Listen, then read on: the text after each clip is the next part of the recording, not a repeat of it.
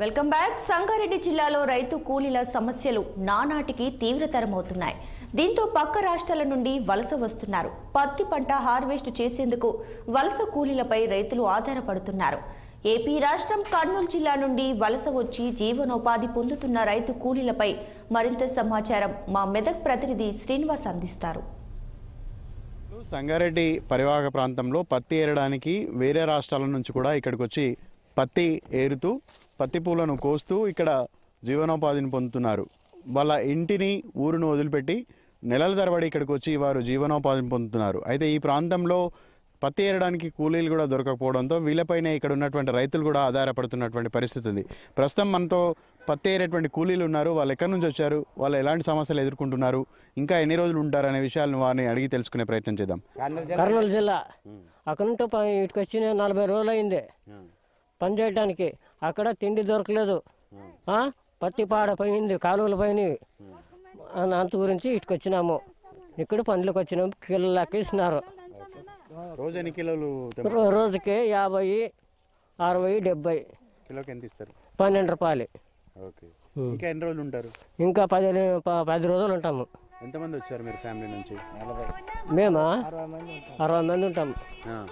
ఇక్కడనే ఉన్నారు అందరికి అక్కడ ఉన్నారు, ఆ పొలంలో ఉన్నారు. రోజుకి ఎంత ఎంత గిట్టుబాటు అవుతుంది మీకు? గిట్టుబాటు అంటే పత్తి తీసినట్లే గిట్టుబాటు అవుతుంది మనకి. ఒక్కొక్క రోజు తీస్తామంటే ఒక రోజు 20 కేజీలు తీస్తాము, ఒక్కొక్క రోజు 10 కిలోలు తీస్తాము. ఒక్కొక్క మనిషికి అంటే పొలం పెట్టిపోతుంది.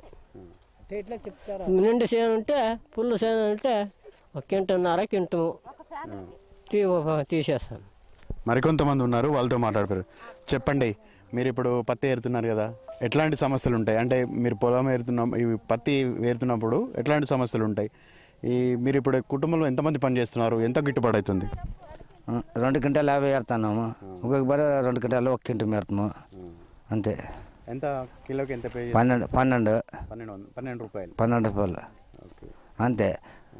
అంతే అయినాక మా ఆరు దగ్గర సన్నగుట్ట పందుగుట్ట 20, 30 నలుగురు కుటుంబకి అట్లా అంతే. ఇంకా ఎన్ని రోజులు ఉంటారు? 1వ తారీఖు పోతే వెళ్తాము. 10వ తారీఖు ఇంకా 10 రోజులు ఉంటాము. జనవరి ఫస్ట్. ప్రతి సంవత్సరం వస్తుంటారు? 5 సంవత్సరాలు వచ్చాకే ప్రతి సంవత్సరం కూడా వస్తుంటారు. వచ్చినప్పుడు అలా ఎన్ని రోజులు ఉంటారు? ఈడ కరెక్ట్ 1వ తారీఖు వచ్చి 1వ తారీఖు పోతాం. బాగుంటే పెత్తిలు మన వర్షం వచ్చి కదా, ఒక వారం ఉంటాం ఇంటికాడ 10 రోజులు. ఆడ మాకు తేడా అయింది అని చెప్పి పేర్చుంటే 1వ తారీఖు అంతే. మీ దగ్గర ఏం పంటలు ఉండవా? ఉండవు పంటలు. వాన వచ్చింది, వర్షం అంత వచ్చి గొప్పలు ఉంది, పత్తి లేవు అంతే. వాళ్ళు కర్నూలు జిల్లా నుంచి ఇక్కడికి వచ్చి ఇక్కడ పత్తి చేల్లో పత్తి ఏరుతూ జీవనోపాధిని పొందుతున్నారు. కిలోకు 12 రూపాయలు చొప్పున వాళ్ళకు రైతులు చెల్లిస్తున్నారు. రోజు కుటుంబంలో 4 ఉంటే 4 కలిసి ఈ పొలంలో పనిచేసి దాదాపు 2 క్వింటాల వరకు వాళ్ళు రోజు పత్తిని తీసేటువంటి పని చేస్తున్నారు. అయితే గత కొన్ని రోజులుగా, అంటే దాదాపు నెల రోజులుగా ఇక్కడ ఉన్నారు. ఇంకా 10 రోజులు మాత్రమే ఇక్కడ ఉంటారు, తర్వాత ఊరు వెళ్ళిపోతామని కూడా చెప్తున్నారు.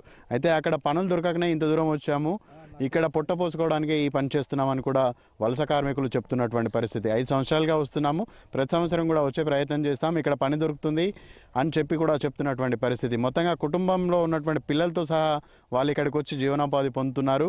ఇక్కడ కూలి పని చేస్తూ వాళ్ళు జీవనాన్ని పొందుతున్నటువంటి పరిస్థితి కనిపిస్తుంది. మొత్తంగా ఇక్కడ ఉన్నటువంటి పత్తి రైతులకు స్థానికంగా కూలీలు దొరకకపోవడంతో ఇలా బయట నుంచి వచ్చినటువంటి వలస కార్మికులకు వాళ్ళు పని కల్పిస్తున్నారు.